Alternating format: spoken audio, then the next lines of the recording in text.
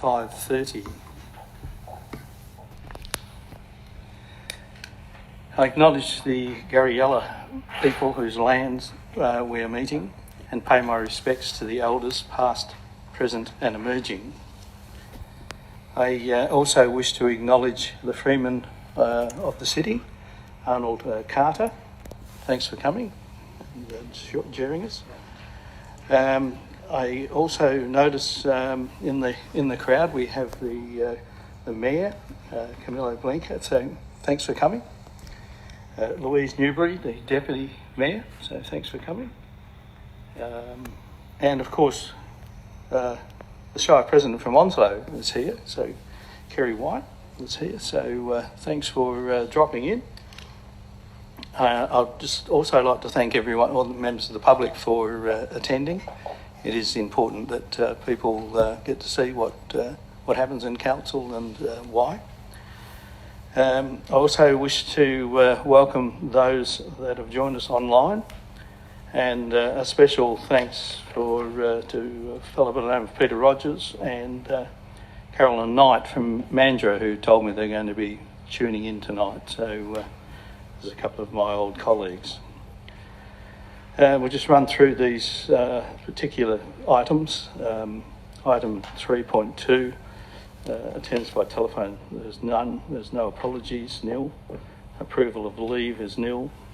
Disclosure of interest is nil. Application for leave is nil. Is that too close? Response to previous questions, there is one response under 5.1.1 from a question asked by Ron Atwood, which is listed on the agenda. The response to questions taken on notice from elected members at the ordinary meeting held on the 26th of June, there is nil. And there's before I start public time, there's just a statement I wish to read out.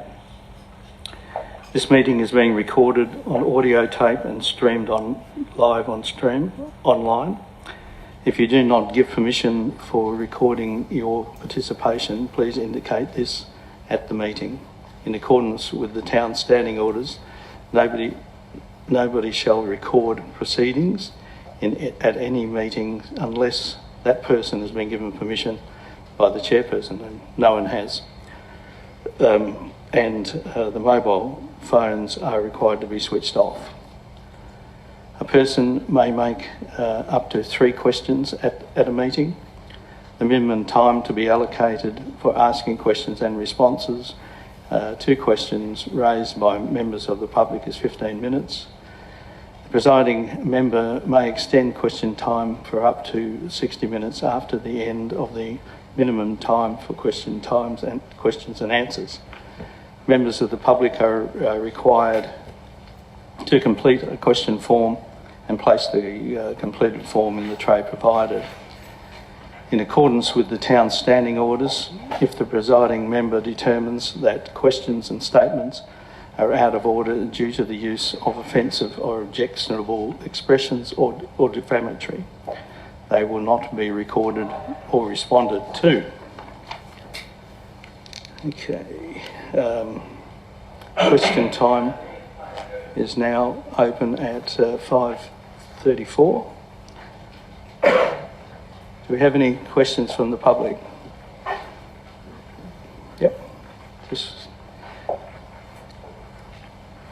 State his name and address. Just take your full name and address. Yes. My name's Chris Wally. I'm at the retirement village, Port Hedland. I've got one question for Town of Port Hedland, the Commissioner. Given that the leases of most of the residents of the retirement village expired last month, June 30th, does the Town of Port Hedland have any new leasing arrangements in place for the residents at all?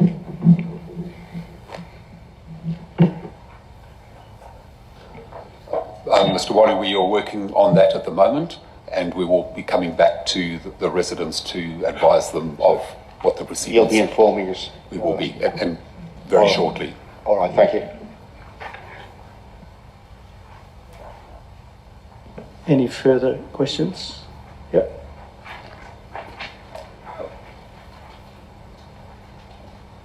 I know everyone knows you, but if you just state your name as well, thanks. Thank you, Mr. Commissioner. My name is George DeCash, 26 Dempsey Street, Port Hedland, WA 6721. Mr. Commissioner, the previous minutes are wrong due to the fact that when I was a councillor, I did ask on a number of occasions if council can approach the main shopping centres for seniors car park spaces to be installed next to the disabled car parks. Again, I have not, the minutes don't state anything that happened about that. So can I ask what the status is of that request that I asked? And in doing so, not want to be hypocritical, I suppose I want to also ask if council can provide a couple of disabled, not disabled car parks, but senior car parks next to the disabled car parks at the Civic Centre down the road here. Yeah, thanks. Being a senior, I'm interested in the answer. Who do I throw that to? I'll take it. Yeah. Mr. Cash, I'll take that on notice and come back to you with an answer when we are. Through the chair, that's twice now you've taken a notice, CEO, because I haven't taken this on notice personally. I don't recall that question being asked, but I will do now, and we'll come back to you. again, through you, Mr. Commissioner, it's been twice now that I've asked, and this is the third time, so I'd be appreciated something does have, especially like you said, you're a senior, and yeah, it'd be good to have it. Thank you, Mr. Commissioner. Any other questions? I think. Yeah.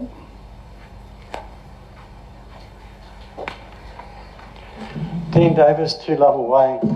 I'm here tonight in regards to local government recent promotions and support of recycling within the community. Local government has been addressed multiple times about concerns of dangers of education and the procedures endorsed by local government on disposal of biohazardous waste in unmarked, unrated containers and recycling. The question is, why is council promoting and endorsing and ignoring presented dangers when it should be refusing to promote and endorse until the problem is resolved? Sorry. I just don't quite understand the question. In relation to the statewide recycling program, is it that you're asking questions about? And I assume it is. I've been talking at the local level in regards to it and the dangers imposed. yeah, what with hazardous waste or something? Is Well, currently the state and the local government have promoted biohazardous needle waste into unmarked, unrated containers that end up in general waste or recycling streams. Right. And they have been using that as a means of stating that the needle waste found around the local community is acceptable because of policies like those. Okay, thanks. My rough understanding is that the Needle Exchange Program is Yes. a federal program. Well, federal, administered- state, hang but on, it's hang on, state. hang on. I'm just saying what my understanding is. Run by the state through the health department. That's my understanding of the Needle Exchange Program. I do understand that the Needle Exchange Program in Headland hasn't been functioning particularly well, and in fact no longer There operates. is no exchange program and never has as far as I know. Okay. My understanding is that it should operate out of the hospital, but the hospital is not operating it, and that I think the health department is looking to try and get the Well Women's Centre to take on that task, but wants it to be taken on without payment of any rent or the like, and so that creates a problem. So the health department should, in fact, pick up the ball in relation to that. I think we have pick up litter and programs that encourage people not to litter. I presume, is there any other program that we have? Through the chair, we have both public community groups undertaking litter collection programs on roadsides and different local reserves, and we also have our own collection programs through our Parks and Gardens teams. And just by the by, your local upper house member, Stephen Dawson, is the minister that is in charge. Refuses to correspond over this matter and states that hang on. I'm just states that needle waste is not his portfolio. Don't over yell me. I'm just responding, and once I finish, I'm not going to interrupt you. Don't interrupt me. Okay, Mr. Dawson is the minister that is control of the waste strategy for Western Australia, and my understanding is the former minister Sheila McHale is the chairperson of that board. I don't know how many times you've spoken to him, but if you like to send a letter to me, I will direct that to the minister. I have spoken to Kevin Michael, who states that there is currently no local location acceptable for a needle exchange program, and I've also been in recent correspondence with your staff that state they intend to increase the number and visibility of sharp disposal points over a needle exchange program scheme. You know, it's been expressed multiple times in council meetings and acknowledged that the community don't want parks, children's playgrounds turned into high traffic needle drug locations. All right, is there anything else you want to say? You know, why is local government not listening to community or direction voted on in council meetings? Council voted unanimously to take every available option for a needle exchange program. Well, I think council probably is, but whether that satisfies you is a different matter, I suppose. But then why are they heading in a different direction? I don't know that they are. Well, correspondence I have says that they are increasing the number and visibility of sharp disposal points. That is not in line with the direction of a needle exchange program. Well, so my question is, what are the costs to set up each sharp disposal point, location, and maintain it over the course of 12 months? Okay, that's the last question. I'll just ask the officer to respond. Through the chair, Mr. Davis, the town is supportive and currently operates needle disposal points through multiple public toilet facilities and other facilities through the community. This is a standard approach taken across the state and the country, and is due to the occurrence of needles which do occur in the community. It's an unfortunate thing, but the town does need to provide these disposal points. In relation to increasing those disposal points, well, that can come online with new facilities that occur, and it's standard practice to install disposal points in those locations. With respect to supporting the needle exchange program, the town actively supports the program, and any requests that's come through from the health department, we've tried to assist. It's the health department leading and managing this initiative, and we will support where we can, but it is up to them to identify a site.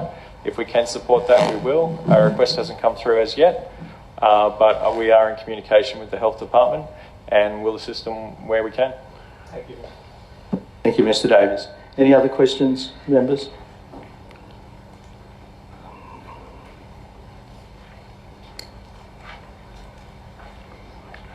My name's Dion Portray, 13 Barrow Place in South Hedland. I asked a question based on more formality sort of situation.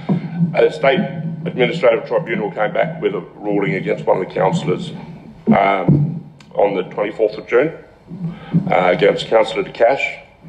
Pretty scathing ruling at that. I'm not sure if you've read that in full.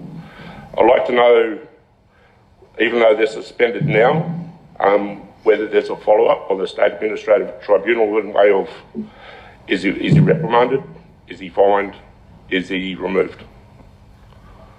Thanks for that question. I know nothing about it. We'll have to take that on notice and we'll get you a written reply. Sure. One other question. Is the Commissioner made a decision on the date for the next elections, whether it will be in October or in February. It definitely won't be in October. That date will be announced and advertised possibly in early February or late January, somewhere in there. So at the end of the suspension, Yeah, pretty much. yep. Okay, thank you. Is there any other questions from the members of the public? That has to go for 15 minutes, doesn't it? Okay. Question time is now closed. Is there any public... 5:45.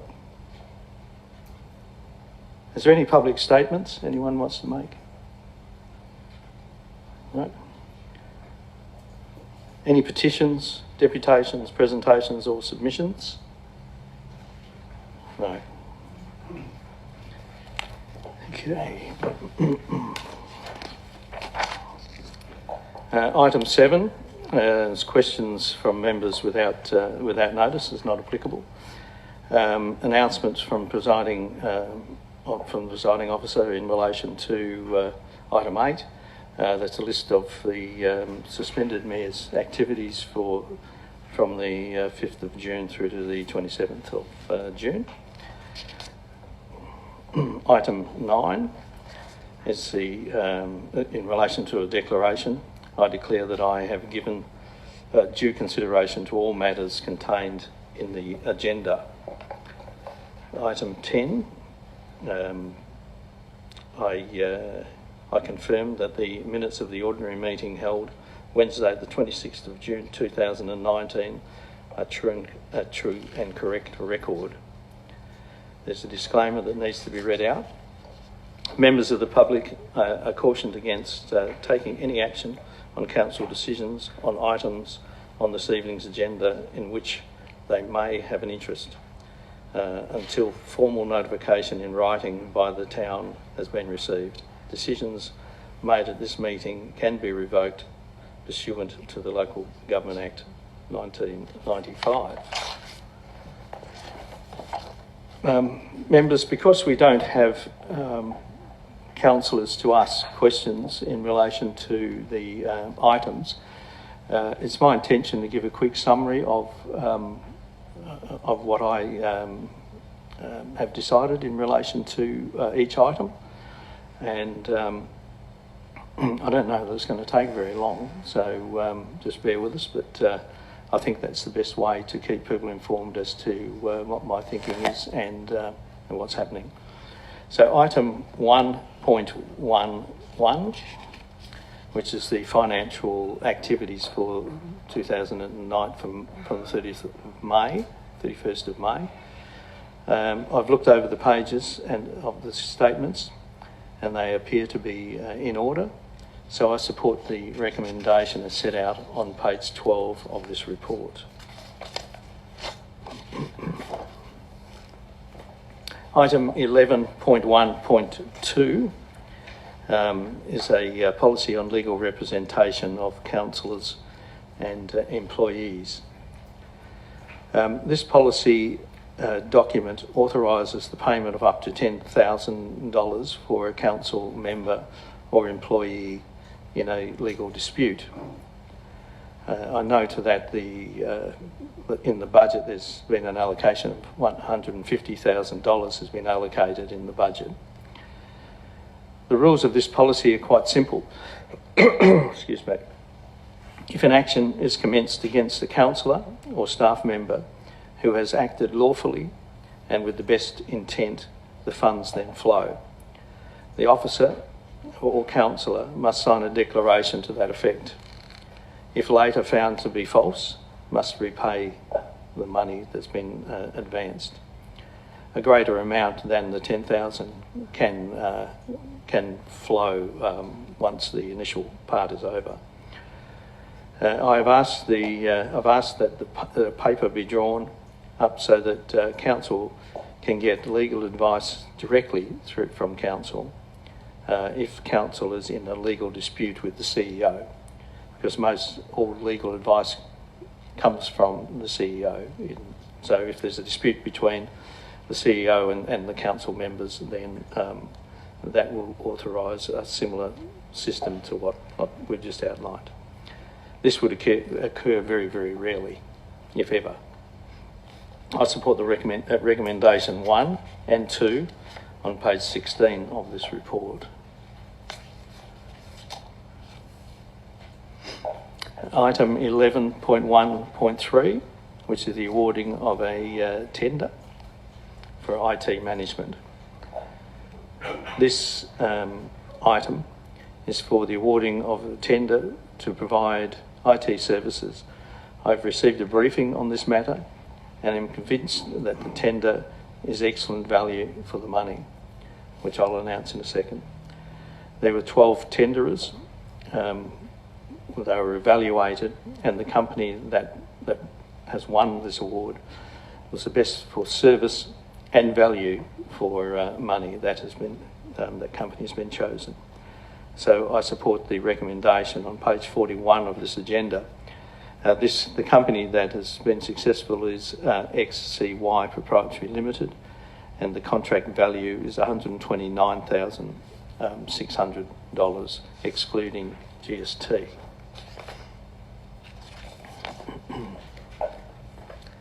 The next item is the request for reimbursement of monies that were paid by the Mayor in relation to an appeal against a Standards Panel decision. This item is a request from the Mayor for a refund of $500 paid to lodge an appeal against the findings of the Standards Panel. The appeal went to the State Administrative Tribunal and was successful. I don't know what their process is. If you're successful, whether you get that fees back, but probably not. I consider that it is right that the monies be paid or refunded.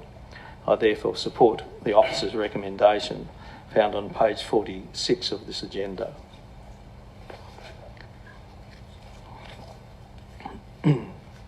Next item, 11.1.5, is in relation to an offer to purchase. This item has a degree of confidentiality about it, so I won't be talking about any amounts and the like. This was a difficult matter to deal with. However, on balance, the offer, if you balance the offer with the consequences of accepting, I've decided to reject the offer.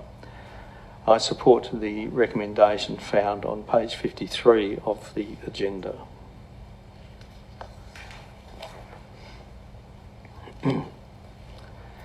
Item 11.2.1, which is the annual community development grants. This is quite a pleasant task, of course. Always is pleasant awarding cash awards to various groups. This item was a pleasure to consider this report. 3 very worthwhile groups will receive $10,000 each, and one group an amount of $9,000. The first group was the Youth Involvement Council. They've developed a plan for self-esteem program, and they've received $10,000 to assist that delivery of that service. The Headland Community Living Association Inc. Is a program for disadvantaged and at-risk youth to access recreational activities. The third group is the Unit 2 Boxing Inc. They're going to use the money to hold community events. And of course the fourth one is the Army Cadets, which is a grant of $9,000. That'll be used to enhance the skills of the cadet unit. I do support the recommendation on page 60 of the agenda. I do thank the staff for assessing the 8 applications. It wasn't easy, I wouldn't have thought, to say these are the best. There was very worthwhile applicants in that group, and I hope they get some grant assistance some way, and I've asked to maybe look at how we can do that. Item 11.2.2, which is something dear to my heart, political advertising. In my past life, of course, advertising and politics was my bread and butter. But this item removes the need for people to comply with our advertising signs rules during election time.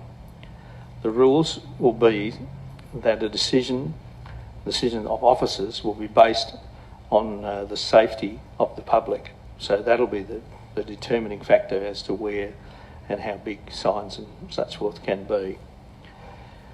These changes prohibit putting signs on Shire land, so the Shire land won't be accessible. These rules make a lot of sense, and I support the recommendation on page 66 of the agenda. So that was that. The next item is 11.2.3, which is the Port Hedland International Airport Master Plan and Capital Works Program. This report covers the International Airport Master Plan. This plan is required to be lodged with the Shire before any development can be lodged.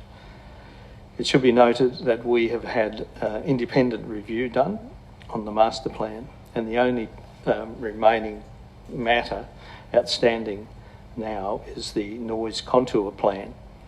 This is being dealt with and should not hold up the significant money being spent on improving our terminal. The changes to the highway precinct to be more commercial seem to me to make sense. After a number of hours trying to digest quite a large report, I support the master plan and capital works. I support the recommendation as set out on page 82 of this agenda.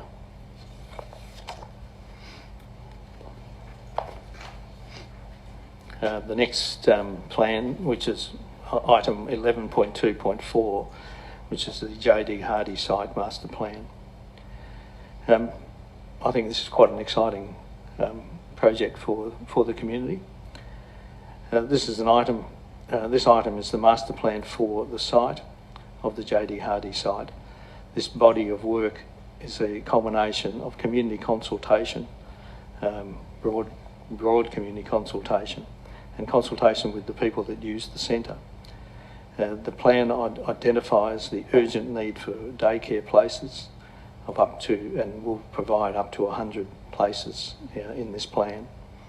The high demand for covered sporting arenas is also part of this plan. That demand is right throughout Port Hedland. This plan has a delivery date in 3 years to complete, but it'll be much shorter if we can convince the federal government and the state government to be part of this plan.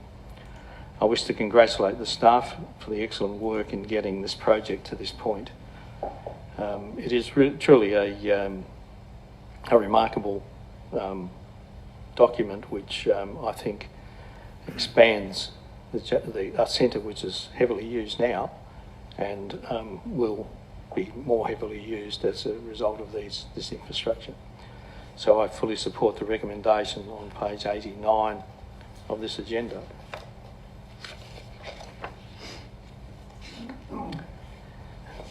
So last but not least, a request for, have I missed one? Have I missed any? Sorry. Is this one the last one? Yeah, we've got to go to confidential. Yeah. Item 11.3.1, I just asked whether I'd missed one. I think I got through it a bit quicker than I thought. So, this report is about a small parcel of land that is situated next to the cable building near the Overflow Caravan Park enclosure. This allocation will not stop others from getting access or accommodation in that industry that want similar access to the cable. My understanding is there's probably enough site for half a dozen or so of these sort of operations. So I support the recommendation that's set out on page 100 of this agenda. The next item members of the public is a confidential item, and as a result, I'd ask you to leave the room, and you'll come back later.